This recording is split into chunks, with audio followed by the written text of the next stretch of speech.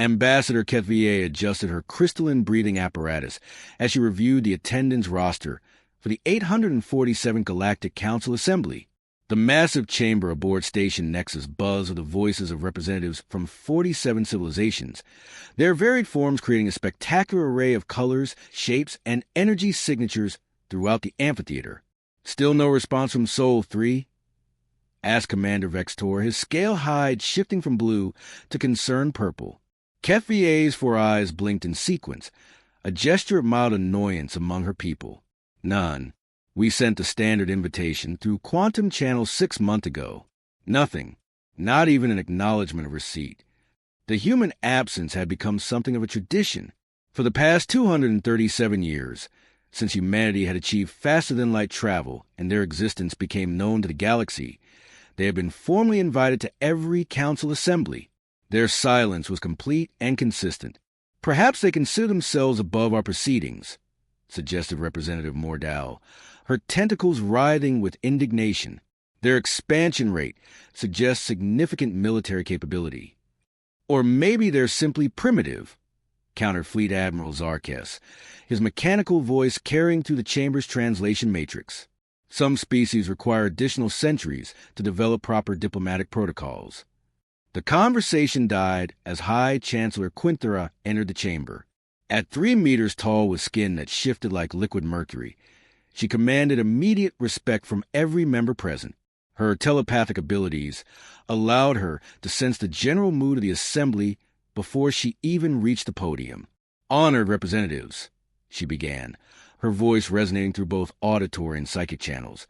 "We gather once again to address the pressing matters facing our galaxy. Trade disputes between the Helix Consortium and the Outer Rim territories have escalated. The mining rights conflict near the Andromeda Junction requires immediate resolution, and the ongoing territorial expansion of the Vorthak Empire continues to destabilize 3 entire sectors." HFY felt a familiar weight of galactic politics settling over the assembly. These meetings had maintained relative peace for over a millennium, providing a forum where civilizations could resolve conflicts through dialogue rather than warfare. Every major species participated, except one. "Before we proceed," the High Chancellor continued, "I must address the elephant in the room, as our human friends might say. Sol 3, Earth, remains absent from our proceedings. Their continued expansion and technological development, combined with their refusal to participate in galactic governance, has become a matter of concern for several member worlds." A wave of murmurs rippled through the chamber. The Zephyrians clicked their mandibles in agreement, while the crystalline shardhide chimed their approval in harmonic frequencies. "Perhaps it's time to send a delegation," suggested Ambassador Yilmeta from the Peaceful Harmony Collective. "A show of good faith might encourage their participation." "Or a show of force," growled War Chief Bracton of the militaristic Crimson Clans. Their silence borders on disrespect. High Chancellor Quinthera raised one silver hand for silence. "We have considered both approaches. However, intelligence reports suggest that humanity possesses defensive capabilities that would make any aggressive action inadvisable. Their shipyards appear to be producing vessels at an unprecedented rate." The admission sent a chill through the assembly. If humanity was building a massive fleet, while ignoring diplomatic overtures, the implications were troubling. "What are they preparing for?" asked Fleet Admiral Zarkes, his optical sensors focusing intensely on the Chancellor. "That, honored Admiral, is precisely what concerns us." Suddenly, the chamber's emergency lighting activated, bathing everything in pulsing red. The station's AI announced in its calm, measured tone, "Alert. Massive fleet detected approaching Station Nexus. Configuration unknown. Scale unprecedented." Every representative turned toward the massive viewing screens that dominated the chamber's walls. What they saw defied immediate comprehension. Ships, thousands of them, emerged from hyperspace in perfect formation. Each vessel was enormous, easily dwarfing the largest dreadnoughts in the Council's combined fleets. "Scans indicate 1,047 vessels," reported the AI. "Design consistent with Sol 3 human technology. No weapons charging detected. They appear to be waiting." The silence in the chamber was absolute. For 2 centuries, humanity had ignored their invitations. Now, they had arrived with a fleet that could annihilate every ship in the galaxy. High Chancellor Quinteras' skin had shifted to a deep, worried blue. Open communications. All frequencies. The main screen flickered, then displayed the bridge of the lead human vessel. A woman in her 40s appeared, wearing a dark uniform adorned with unfamiliar insignia. Her expression was grave, her eyes carrying the weight of terrible knowledge. "Galactic Council," she said, her voice steady despite the magnitude of the moment. "I am Admiral Sarachan, commanding the Human Expeditionary Warning Fleet. We apologize for our absence from your assemblies, but we've been occupied. We're here now because you're all in danger. Terrible, immediate danger that makes your territorial disputes and trade wars seem like children's games." She paused, letting the weight of her words settle over the stunned assembly. "We need to talk." The emergency session convened within an hour, the largest gathering in Council history. Every representative who could physically travel to Station Nexus had arrived, while dozens more participated through Quantum Link. The human fleet maintained its position, a silent reminder of the unprecedented nature of this meeting. Admiral Chen materialized in the chamber's center via holographic projection, her image crystal clear despite the vast distance between ships. Behind her, the bridge of her vessel bustled with activity. Humans working at stations filled with technology that seemed decades ahead of anything the Council possessed. "Admiral Chun," High Chancellor Quinter began, her voice carefully controlled. "Your arrival has surprised us. For over 2 centuries, we've extended invitations to Earth, hoping to welcome humanity into our galactic community. Your silence led many to believe you considered us beneath your notice." A bitter smile crossed Chen's face. "Beneath our notice? Chancellor, we've monitored every single one of your assemblies. We know about your trade agreements, your territorial disputes, your scientific exchanges. We've watched your civilizations grow and prosper in relative peace, and we've envied you for it." "Then why?" demanded War Chief Bracton, his massive frame tense with barely contained aggression. "Why ignore our invitations while building a fleet that could conquer half the galaxy?" Chen's expression hardened. "Because while you've been debating mining rights and trade routes, we've been fighting for survival of everything you hold dear. Every ship in my fleet, every weapon we've developed, every sleepless night our scientists have spent in their laboratories, it's all been in preparation for what's coming." She gestured, and the holographic display shifted to show a star map of the galaxy. Red markers began appearing at the outer edges, moving slowly but inexorably toward the galactic core. 300 years ago, our deep space monitoring stations detected something moving in the void between galaxies. Something vast, artificial, and utterly hostile. We call them the Devourers, though we don't know what they call themselves. They consume everything. Planets, stars, entire solar systems, converting matter into more themselves. The chamber erupted in shocked voices, but Chun continued over the noise. "They've already consumed the Magellanic Clouds completely. Every world, every civilization, every form of life. Gone. Converted into their biomechanical swarm. Our calculations show they'll reach the outer rim of our galaxy in 18 months. Representative Mordau's tentacles had gone completely still, a sign of extreme distress among her species. "How do you know this?" "Our own deep space sensors have detected nothing." "Because you've been looking the wrong direction," Chin replied grimly. "The Devourers approach from below the galactic plane, through the cosmic void where few civilizations maintain monitoring stations. We only detected them because humanity has always been paranoid about threats from outside our solar system. Fleet Admiral Zarkes processed this information through his cybernetic implants. Assuming your data is accurate, Admiral, why come to us now? If these Devourers are truly as powerful as you claim, what can the Council do that humanity cannot?" Chen's laugh held no humor. "Nothing. Absolutely nothing with your current capabilities. Your most advanced warships would last maybe 30 seconds against a single Devourer scout. But you have something we need: numbers, resources, and industrial capacities spread across thousands of worlds." She manipulated the holographic display again, showing detailed schematics of the human fleet. Every ship you see out there was built using technology we've developed specifically to fight the Devourers. Quantum-enhanced weapons, dimensional shields, exotic matter reactors. We've pushed our science to its absolute limits. But we can't build enough ships fast enough. Not alone. Ambassador HFY finally found her voice. You're asking us to trust the word of a species that has ignored us for centuries, abandoned our existing defense doctrines, and prepare for a war against an enemy we cannot see? I'm not asking, Chen said quietly. I'm telling you what's going to happen. In 18 months, the Devourers will arrive at the Outer Rim and begin their systematic consumption of this galaxy. They'll start with the smaller, isolated worlds and work their way inward. Every planet they consume makes them stronger. Every civilization they destroy removes potential allies from our cause.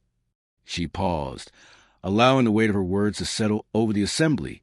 We came here because we need your help, yes. But more than that, you need ours. Without human technology and tactical knowledge, your civilizations will fall one by one, just like countless others have before you. High Chancellor Quintera's skin had shifted through several colors before settling on a deep, troubled violet. What proof can you offer? Surely you understand our position. The display changed again, showing recorded footage that made several representatives recoil in horror. Massive, organic-looking ships moved through space like living creatures, their surfaces pulsing with bioluminescent patterns.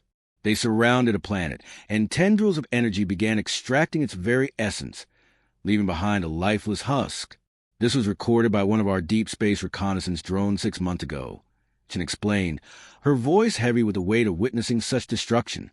The world was called Kepler, 442b in our star charts. It supported a pre-industrial civilization of approximately 800 million individuals. The Devourers consumed it completely in 72 hours.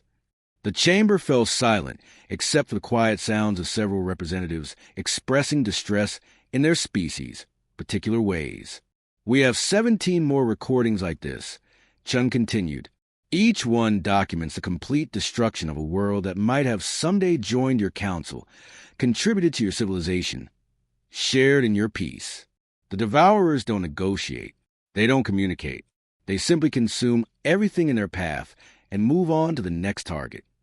War Chief Bracton, despite his aggressive nature, seemed shaken by the footage. What do you propose we do? Admiral Chen's expression grew determined.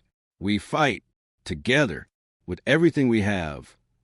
The council chambers have been reconfigured into a war room, with holographic displays showing tactical analyses and resource assessments floating above every table.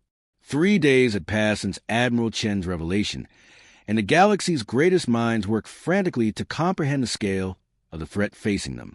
Dr. Yonara, the Council's chief xenobiologist, manipulated a three-dimensional model of a devourer vessel with her 6 delicate appendages.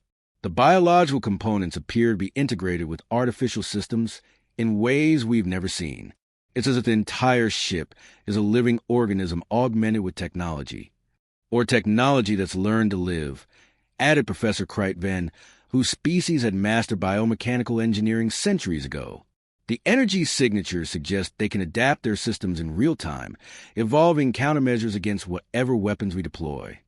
Admiral Chen materialized beside them, her holographic form now a permanent fixture in the chamber. That's exactly what they do. Our first encounters were disasters because we approached them like traditional enemies. They learn from every attack, every defense, every tactic we employ. High Chancellor Quintera approached the central planning table, where representatives from the galaxy's most militarily capable species had gathered. Admiral, you've shown us a threat, but we need specifics about your proposed solution. The Council cannot commit the resources of 47 civilizations based on tactical theories. Chen nodded grimly. Fair enough. Here's what we know works. The display shifted to show a battle scene. Human ships engaging devourer vessels in a chaotic dance of energy beams and exotic matter explosions. Quantum disruption weapons can damage their adaptive shielding, but only for short periods. Dimensional mines can trap individual vessels, but they require enormous energy expenditure to deploy. And your casualty rates? asked Fleet Admiral Zarkes, his mechanical voice betraying unusual emotion. 73% in our first major engagement. 48% in our most recent. We're learning, but so are they. The numbers sent a chill through the assembled representatives. Even humanity's advanced technology and apparent tactical expertise resulted in devastating losses. Ambassador HFY studied the tactical displays with growing concern. Your fleet represents 1,000 ships, Admiral. Even if every council world contributed their entire military, we might field. What? 20,000 vessels. 27,416, according to our intelligence, Chin replied immediately. But raw numbers won't win this war. The Devourers can reproduce faster than we can build ships. What we need is a force multiplier, something that gives us an advantage they can't adapt to quickly enough. Representative Mordau's tentacles writhed thoughtfully. What kind of advantage? Chen's expression grew calculating. Time. If we can slow their advance, force them to expend resources on prolonged sieges rather than quick consumption, we might be able to develop new weapons faster than they can adapt. She gestured, and the galactic map reappeared, now marked with defensive positions and fallback lines. We propose a layered defense strategy. Forward monitoring stations here, along the galactic rim, equipped with quantum communicators for instant warning. Primary defensive lines here, utilizing asteroid fields and nebulae as natural fortifications. And here, she indicated positions deeper in the galaxy, rally points where we can concentrate forces for major counterattacks. War Chief Bracton studied the proposed battle lines with professional interest. This would require unprecedented cooperation between our militaries. My clans have never fought alongside Zephyrin Hive fleets or Harmony Collective peacekeepers. Then you'll learn, Chin said bluntly, because the alternative is extinction. The harsh words created uncomfortable silence, until Professor Kreitven spoke up. Admiral, you mentioned that the Devourers consume worlds completely. What happens to the inhabitants? Chen's expression darkened. Integration. The organic components become part of their bioships. The technical knowledge gets absorbed into their collective intelligence. The cultural achievements, the art, the music, the literature, all of it becomes processing power for their expansion algorithm. Dr. Yelnara's normally steady voice trembled. They turn entire civilizations into weapons against other civilizations. Exactly. Every world they take makes them smarter, stronger, and more adaptable. This isn't just a war for territory or resources. It's a race against exponential growth. High Chancellor Quintaral's skin had settled into a determined silver color. What do you need from us, specifically?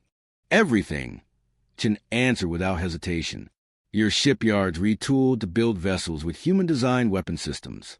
Your scientists working alongside ours to develop new technologies. Your military commanders trained in anti-devourer tactics. Most importantly, your political will to make the hard decisions this war will require. Hard decisions? Asked Ambassador Yilmeta, her normally peaceful demeanor showing cracks of worry. Chun manipulated the display to show evacuation routes and planetary classifications. Some worlds won't be defensible. The populations will need to be evacuated to more secure locations. Some resources will need to be diverted from civilian needs to military production. Some civilizations will need to accept refugees from species they've never encountered before. The implications were staggering. The galaxy's careful balance of trade, territory, and cultural exchange would need to be completely restructured. There's something else, Chin continued, her voice growing heavier. Our projections show that even with full galactic cooperation, we'll lose approximately 60% of all inhabited worlds before we can mount an effective counteroffensive. The number hit the assembly like a physical blow. 60% of their worlds, billions of individuals, thousands of unique cultures, centuries of accumulated knowledge and achievement. That's acceptable to you? Whispered Representative Mordau. Chen's eyes flashed with anger. Nothing about this is acceptable, but it's realistic. The alternative is 100% loss. Every world, every species, every individual in this galaxy consumed and converted into tools for their expansion into the next galaxy. She paused, her voice softening slightly. Humanity spent 3 centuries preparing for this war because we knew the cost would be terrible. We've already written off Earth's outer colonies, relocated our core populations to the most defensible systems, and converted our entire civilization into a military production machine. We did this because we understood that survival sometimes requires sacrificing everything you want to protect what you cannot afford to lose. High Chancellor Quinterra looked around the chamber, meeting the eyes of every representative present. The council will vote. But first, Admiral Chun, I need to ask you directly, can we win this war? Chen's answer came without hesitation, but her voice carried the weight of terrible knowledge. Ask me again in 18 months. The construction yards of Kepler Station have been transformed into the largest military production facility in galactic history. Massive frameworks stretched across 3 asteroid belts, with ships of dozens of different designs taking shape simultaneously. The hum of welding torches, matter fabricators, and quantum forges created a symphony of desperate preparation. Admiral Chin stood in the observation deck of the command ship Defiance, watching Zephyrian Hive workers install human-designed weapon systems onto a Crimson Clan dreadnought. 6 months had passed since the emergency council session, and the galaxy had mobilized with efficiency that surprised even her. Admiral called Commander Martinez from the communication station. Incoming transmission from Deep Space Monitor Station Alpha 7. Chen's stomach tightened. The monitor stations had been deployed along the galactic rim 3 months ago, staffed by volunteers from every member species. Their job was simple: watch for the devourers and transmit warning signals before being inevitably destroyed. Put it through. The holographic display activated, showing Commander Thexla, a Harmony Collective officer whose normally serene expression was replaced by grim determination. Behind her, the station's bridge showed clear signs of battle damage. Admiral Chun, this is Monitor Station Alpha 7. We have contact. Repeat, we have contact with Devourer Advanced Scouts. 6 vessels, biomechanical configuration consistent with your intelligence reports. They've consumed the Rigel system completely. 7 planets, gone in 41 hours. Chun felt the familiar ice in her veins that came with confirmed enemy contact. Status of your station, Commander? We took damage from their scanning beams, but we're still operational. They've moved on toward the Vega sector. Admiral, they're not following the patterns you predicted. They're moving faster, consuming less thoroughly. It's like they're scouting. The tactical implications were immediately clear to Chun. They're not here to feed. They're here to map our defenses. She turned to her tactical officer. Get me a connection to High Chancellor Quinterra immediately. Within minutes, the Council's Emergency Command Center appeared on screen. The once elegant chamber had been converted into a military headquarters, with tactical displays showing fleet positions across the galaxy. Admiral, the Chancellor's voice was steady despite her silver skin showing stress patterns. We received a transmission from Alpha 7. How do you recommend we proceed? With extreme caution, Chin replied grimly. If these are scout units, the main force isn't far behind. And if they're scouting, it means they're not approaching blindly like we hoped. They're studying us. War Chief Bracton's voice boomed from the command center speakers. My fleets are ready to engage. Give the word and we'll show these devourers what Crimson Clan warriors can do. Negative, Chin said sharply. That's exactly what they want. Every ship we expose, every tactic we use, every weapon we fire give them data to adapt their main force. We need to be smarter than that. Fleet Admiral Zarkes processed this through his cybernetic implants before speaking. You're suggesting we allow them to continue their reconnaissance unopposed? I'm suggesting we give them false information. Chun manipulated her tactical display, showing defensive positions throughout the galaxy. We built decoy installations, fake weapons platforms, and holographic fleet projections. Let the scouts see what we want them to see while our real defenses remain hidden. Dr. Yelnara, now serving as the Council's chief strategic advisor, stepped forward. Admiral, our analysis of the Devourer bioships suggests they're in constant communication with their main force. If we deceive the scouts, we deceive their entire invasion fleet, Chin finished. At least initially. It won't work forever, but it might buy us the element of surprise when the real battle begins. High Chancellor Quinthara's expression showed the weight of command decisions. How long do we have? Commander Thexlar reported 6 scouts.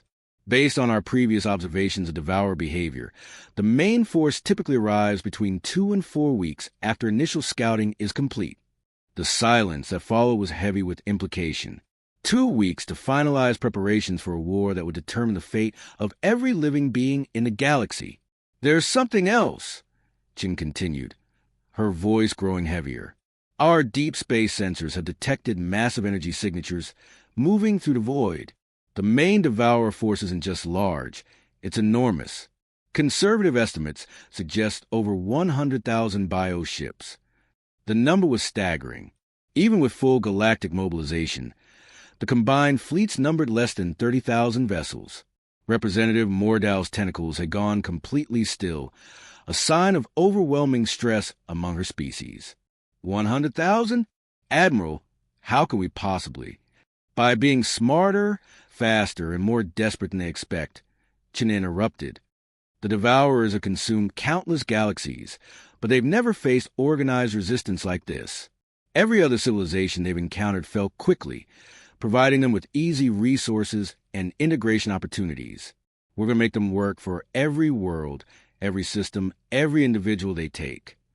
She activated a new display, showing the galaxy's defensive architecture. Phase 1, Scout Deception. We feed their reconnaissance false information while positioning our real assets. Phase 2, Delayed Engagement.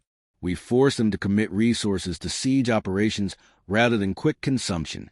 Phase 3, Concentrated Counterattack.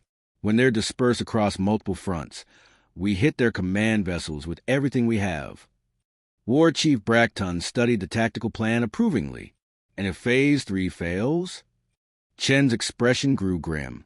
Phase 4, Strategic Withdrawal to the Galactic Core while conducting scorched Earth operations. We deny them resources while evacuating civilian populations to the most defensible systems. You're talking about abandoning 2/3 of the galaxy, whispered Ambassador Yilmeta. I'm talking about survival, Chen replied bluntly. The Devourers succeeded against other galaxies because civilizations tried to defend everything and ended up saving nothing. We're going to be smarter than that. Commander Martinez interrupted from the communication station. Admiral, incoming priority transmission from monitor stations Alpha, 9, and Beta, 3. They're reporting massive hyperspace distortions approaching their positions. Chen's blood ran cold. How massive? Scale readings are off the charts, ma'am. Whatever's coming, it's bigger than anything we've ever detected. High Chancellor Quinthara's skin had shifted to the deep purple that indicated maximum stress among her species. It's beginning, isn't it? Admiral Chen looked around the command center, taking in the faces of representatives from 47 different species, all united by the common threat facing them. Beings who had been strangers 6 months ago were now fighting desperately for each other's survival. Yes, she said quietly. It's beginning. The displays throughout the command center suddenly flashed red as automated systems detected the hyperspace signatures of the approaching Devourer fleet. In the distance, the shipyards of Kepler Station continued their frantic work, racing against time to prepare for a war that would reshape the galaxy forever. All stations, Chen announced, her voice carrying to every ship, every station, every defensive position throughout the galaxy. This is Admiral Chen. Operation Galactic Shield is now active. Remember your training, trust your allies, and fight for everything we hold dear. Today, we find out what the galaxy is made of. The command bridge of Defiance trembled as massive explosions lit up the viewport. The Battle of the Outer Rim had been raging for 72 hours, and Admiral Chen could see the tide turning against them despite their careful preparations. Fleet status report, she called out, her voice steady despite the chaos surrounding them. Crimson Clan forces down to 60% strength, reported Commander Martinez. Zephyrian Hive fleets at 48%, the Harmony Collective Peacekeepers. He paused, his voice breaking slightly. Admiral, the Serenity was lost with all hands 20 minutes ago. Chen closed her eyes briefly, honoring the sacrifice of beings who had never wanted to fight, but had done so to protect their way of life. Acknowledged, What about Devourer casualties? 11 confirmed bio-ship kills, 37 damaged. But Admiral, they're adapting faster than we projected. The quantum disruption weapons that worked yesterday are barely scratching them today. Through the massive viewport, Chun could see the reality of their situation. The Devourer fleet stretched across space like a living constellation, each bio-ship pulsing with bioluminescent patterns that seemed to communicate tactical information. They moved with coordination that spoke of a collective intelligence beyond anything the galaxy had faced before. Admiral Chun, High Chancellor Quintaral's voice came through the quantum communicator. The Council is requesting immediate evacuation to the secondary defensive line. Our losses are becoming unsustainable. Negative, Chancellor. If we fall back now, we lose the asteroid belt fortifications and the early warning network. The Devourers will have a clear path to the inner systems. And if we stay, we lose our fleets. War Chief Bracton's voice was grim but determined. My warriors are willing to die here, Admiral, but only if it serves a purpose. Chin studied the tactical displays, her mind racing through calculations and possibilities. The carefully planned offensive strategy was failing, not because of poor execution, but because the enemy was simply too adaptable and too numerous. Dr. Yelnara, she called to the xenobiologist who had become their expert on devourer behavior. You've been analyzing their bio-ships for 3 days. Tell me you found something we can use. The delicate scientist's image appeared on screen, her 6 appendages moving frantically as she manipulated biological models. Admiral, I've discovered something significant. The bio-ships aren't just vessels, they're organs in a larger organism. The entire fleet functions as a single distributed life form. Meaning what exactly? Meaning they have a weakness we haven't exploited. Like any biological system, they require coordination between organs. If we can disrupt their communication network, we can cause system-wide paralysis, Jin finished, hope flickering in her chest for the first time in days. What do you need? A concentrated attack on the command vessels, the ones generating the strongest bioelectrical signatures. But Admiral, it would require sacrificing our entire remaining fleet to get close enough. The bridge fell silent except for the sounds of distant explosions and energy weapons. Chin looked around at her officers, seeing the same realization in their eyes. Victory would require everything they had left to give. Fleet Admiral Zarkes, she called through communicator. How many ships do we have left in fighting condition? 7,314 vessels across all fleets. The mechanical voice replied with characteristic precision. But, Admiral, many are severely damaged. And how many Devourer command vessels have you identified? 17 primary bio-ships showing command characteristics. They're positioned at the center of their formation, heavily protected. Chun took a deep breath, feeling the weight of the decision settling on her shoulders. All fleet commanders, this is Admiral Chun. I'm transmitting new tactical coordinates. We're going to punch through their entire fleet and take out their command structure. Admiral, Commander Martinez said quietly, the casualty projections for such an attack. I know, she replied. But if Dr. Yelnara is right, it's the only way to stop them here. If they break through our lines, they'll consume the inner systems before we can mount another defense. High Chancellor Quintaral's voice carried the weight of someone making an impossible choice. Admiral, the Council authorizes this attack, but know that 47 civilizations are placing their faith in your judgment. Understood, Chancellor. All ships, prepare for final attack run. Target the command bio-ships and ignore everything else. This is our one chance to end this invasion before it truly begins. The combined fleets of the galaxy reformed into attack formation, battered vessels taking position alongside ships that had never fought together before today. Crimson Clan warriors flew wing to wing with peaceful harmony collective vessels. Zephyrian Hive ships coordinated with individualistic human cruisers. Species that had been strangers 6 months ago were now dying together for a common cause. All fleets report ready, Martinez announced. Chin looked out at the Devourer Armada, their bio-ships pulsing with malevolent energy. Behind them, she knew, lay the grave of every civilization they consumed, the converted remains of countless worlds that had fallen to their inexorable advance. For everyone who can't fight back, she said quietly, then raised her voice to address the fleet. All ships, attack formation. Target the command vessels. Show them what happens when the galaxy fights as one. The combined fleet charged forward into the heart of the Devourer formation, weapons blazing and engines at maximum burn. The bioships responded immediately, their adaptive defenses shifting to counter the incoming attacks.